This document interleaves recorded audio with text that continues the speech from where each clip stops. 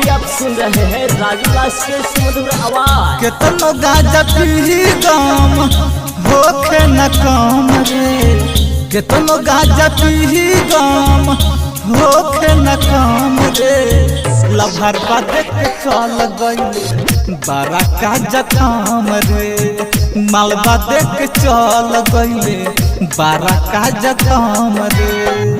केतनो घूमी दवा खाना मिले ना मलहम रे, केतनो घूमी दवा खाना मिले ना मलहम रे।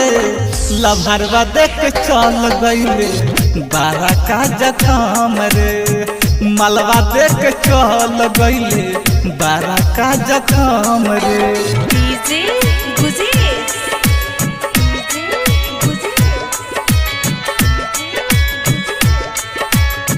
अभी आप सुन रहे हैं राजू दास के सुमधुर आवाज।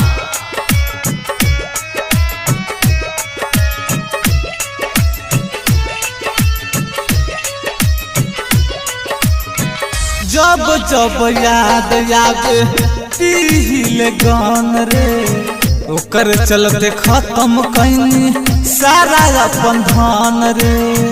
मलवा देख चल गईले बारा का जखम रे। जब जब याद आवे पीले गान रे, ओकर चलते खत्म कैनी सारा अपन धन रे।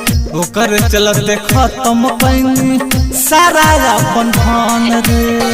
ओकरा से प्यार कबो कहीं न कम रे, ओकरा से प्यार कबो कहीं न कम रे।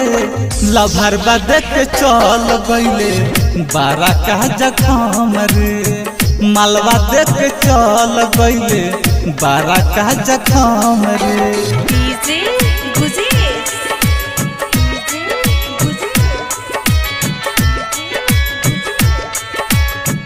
अभी आप सुन रहे हैं राजू दास के सुमधुर आवाज।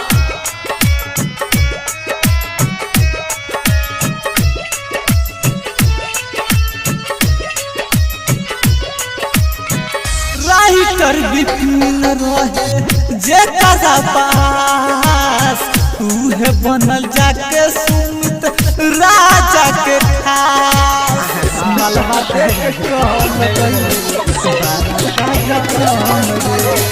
राइटर विपिन रहे जे करा पास, उहे बनल जाके शिवम बुलेट के खास। उहे बनल जाके शिवम बुलेट के खास। राजू दास के प्यार में पार्टनर रुकल कदम रे, राजू दास के प्यार में पार्टनर रुकल कदम रे।